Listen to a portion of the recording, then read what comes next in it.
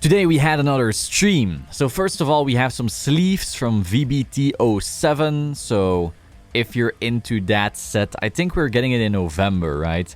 Those sleeves are pretty nice. The left one is pretty interesting. The dragon, of course, we already saw. It's part of the box art. However, the cards we've been waiting for are the Taichi cards, and apparently they're pretty strong. So first of all, we have Anger Blader, the grade 3 VR. Of course, it creates an Excel. Then act on V cost, put a rear guard face down as an equip gauge for another rear guard. Choose one of your opponent's rear guards and retire it. So you're essentially retiring one of your own, but it turns into an equip gauge, and then retiring something of your opponent. And you get to choose. So getting to choose is really important. Then auto on V, when it attacks cost counterblast 1, stand 3 of your rear guards with 3 or more equip gauges each, and all of your front row units get power plus 5k.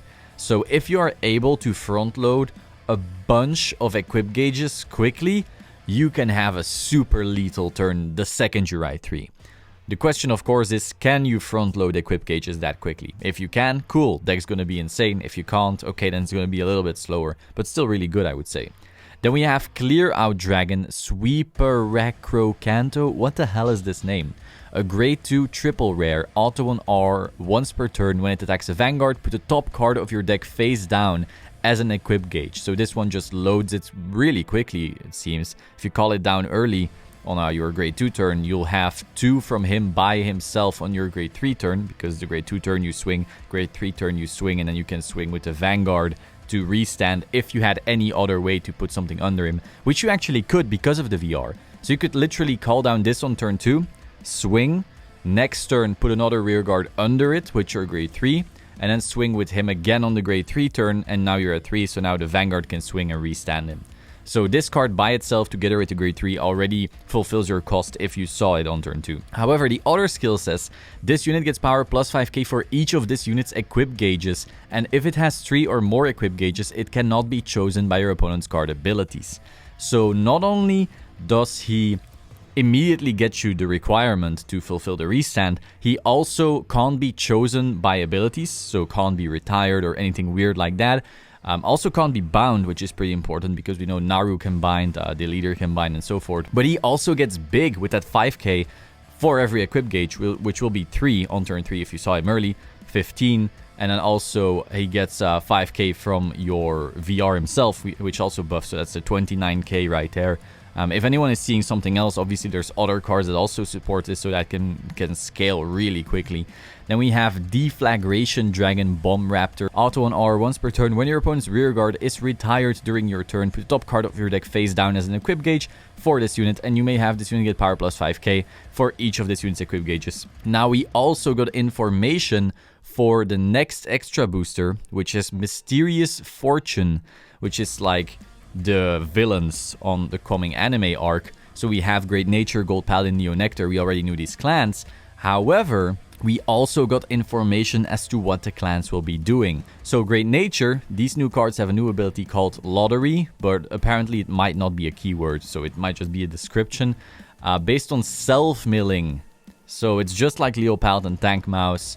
And apparently it has, like, the ace card has the ability to enhance this whole thing. Maybe it will stack in a way, so you can stack and then either, well, trigger it or mill it with Monoculus Bino or maybe even Tank Mouse. Hey, we'll see.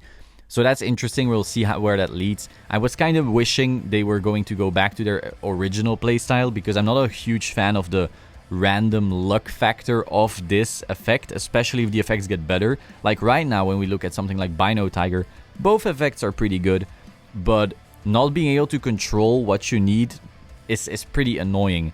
So I'm kind of hoping that this Isabelle, as she's called, this furry, basically, can actually make it so you definitely hit what you need, kind of mitigating that RNG aspect that we really don't want more of. Then we have Gold Paladin. It deals with Superior Calling, and the strength of effects varies on how many units were Superior Called this turn. So that's a bit of a different one.